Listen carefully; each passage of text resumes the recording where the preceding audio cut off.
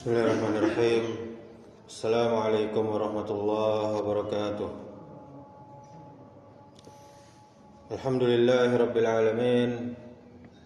Asyhadu an la ilaha illallah wahdahu la syarika lah wa asyhadu anna Muhammadan abduhu wa rasuluh, amma ba'du. Alhamdulillah, kita bersyukur kepada Allah Subhanahu wa taala.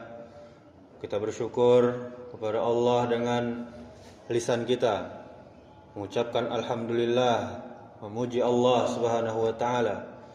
Kemudian kita bersyukur dengan hati kita, meyakini bahwa segala nikmat datangnya hanya dari Allah. Kemudian kita bersyukur dengan amal perbuatan kita. Kemudian salawat beserta salam semoga selalu tercurahkan untuk junjungan kita Nabi Muhammad sallallahu alaihi wasallam. Allahumma salli ala Muhammad wa ala ali Muhammad. Ma'asyiral muslimin wal muslimat, jamaah salat zuhur yang dirahmati Allah Subhanahu wa taala. Ada masa ketika hujan turun lembut seperti doa. Namun beberapa hari yang lalu yang kita alami sampai dengan kemarin, hujan turun seperti teguran dari langit. Rintiknya tidak berhenti, suaranya tidak mereda, air menggenang, sungai meluap, tanah retak dan bergerak, jalan terputus, rumah-rumah terseret arus, dan jiwa-jiwa kembali kepada Allah Subhanahu wa taala sebelum sempat berpamitan. Di tengah gelap kita meraba-raba diri sendiri. Betapa lemahnya kita sebagai manusia. Betapa cepatnya dunia berubah dan betapa dekatnya Allah Subhanahu wa taala dalam doa-doa kita yang pecah oleh rasa takut. Setiap musibah adalah ayat. Kadang ayat itu tertulis di mushaf. Kadang ayat itu juga turun melalui langit yang murka, angin yang mengamuk, air yang menelan apapun yang dilaluinya. Dan di balik setiap ayat itu ada panggilan, kembalilah kepadaku. Ma'asyiral muslimin wal muslimat, jamaah yang dirahmati Allah Subhanahu wa taala. Lalu hari ini langit kembali biru, matahari kembali menyentuh bumi, udara kembali hangat.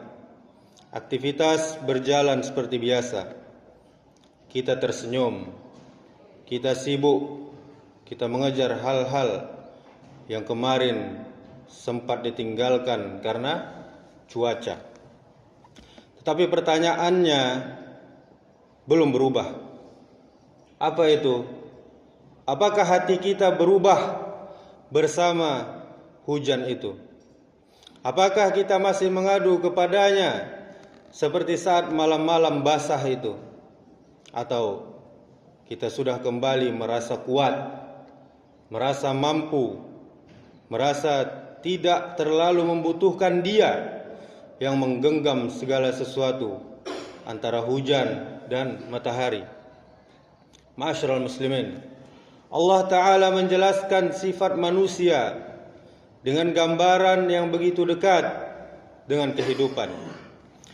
Allah berfirman, wa idza ghasyiyahum maujung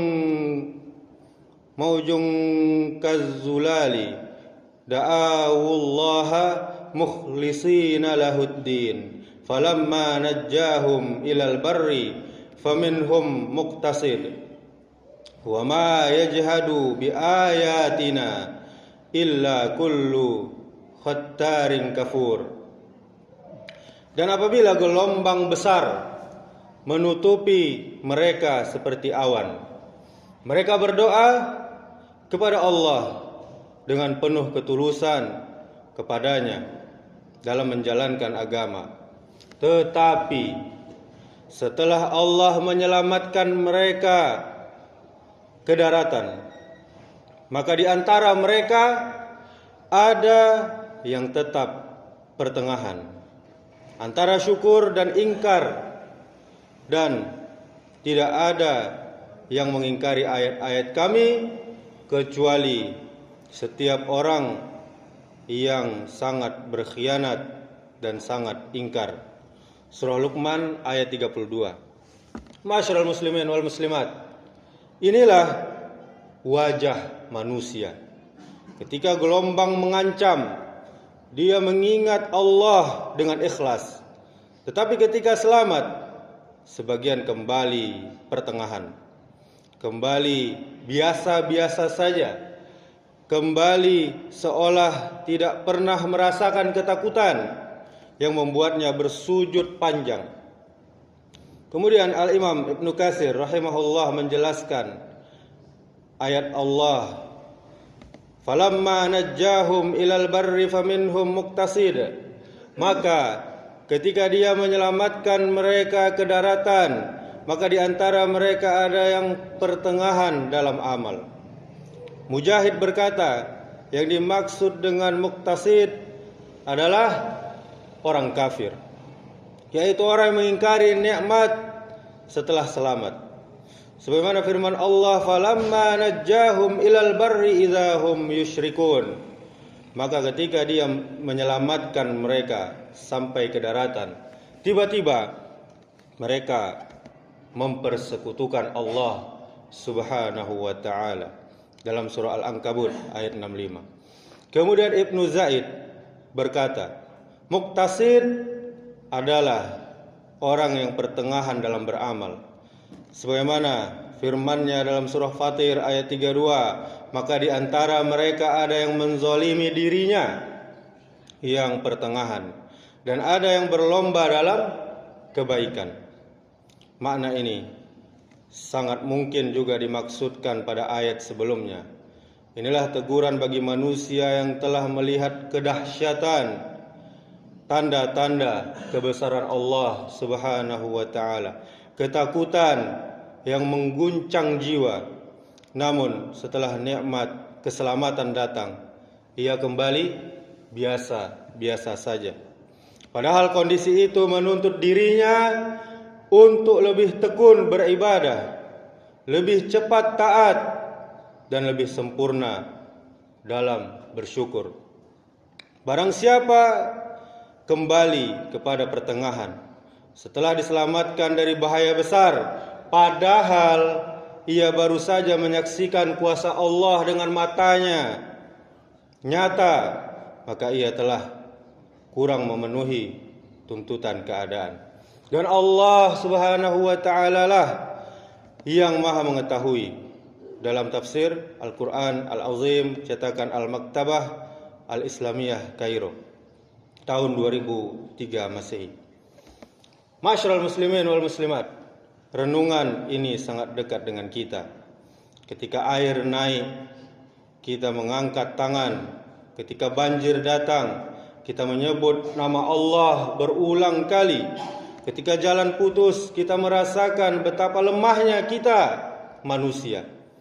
Namun ketika hujan reda, apakah kita tetap merasakan kelemahan itu?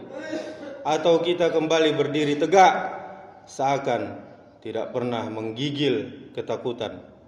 Ma'asyiral muslimin, ketahuilah, ujian bukan hanya ketika hujan turun, tetapi juga ketika hujan berhenti.